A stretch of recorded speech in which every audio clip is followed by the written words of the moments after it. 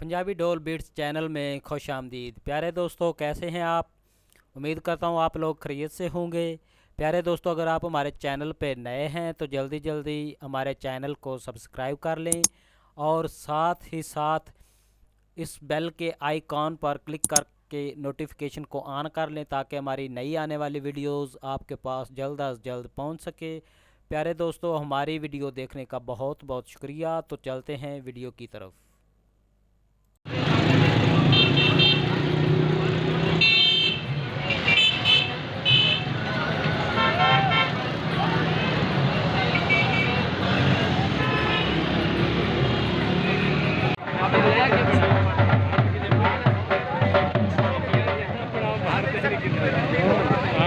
बैठ कर और कैमरा मैन लगे। हाँ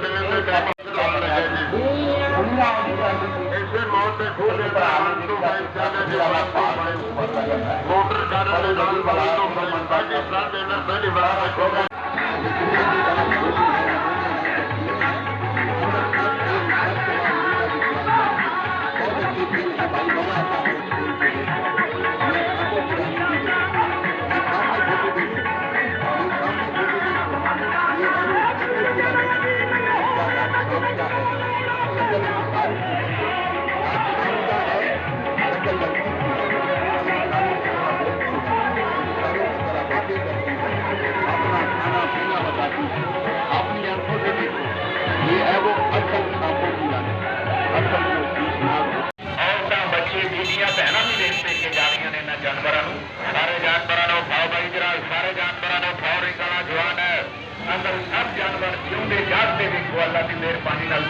खाते ने पे पानी पीते ने पे जानवर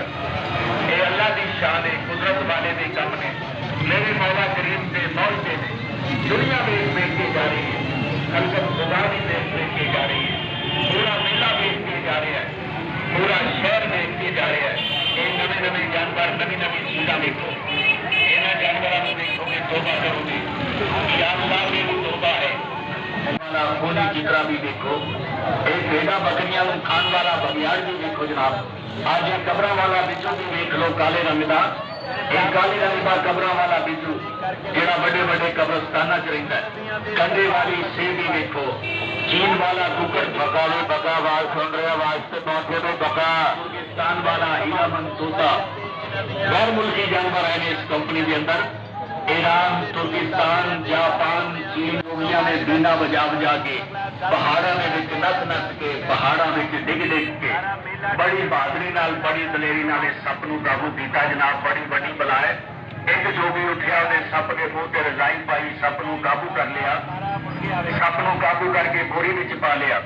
बोरी विच पा के जनाब कंधे ते लिया के तोलिया पूरा काल बाबा जी दे मेले ते हाजरी भरदे ने 1.5 मन वजन इस सप दा 12 फुट लंबा नाग 80 साल उम्र इस सप दी ये पुराने जमाने दा अंग्रेज़ां दे वक्त दा हेलो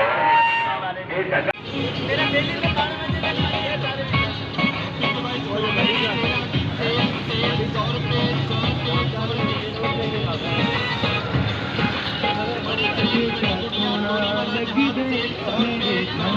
दे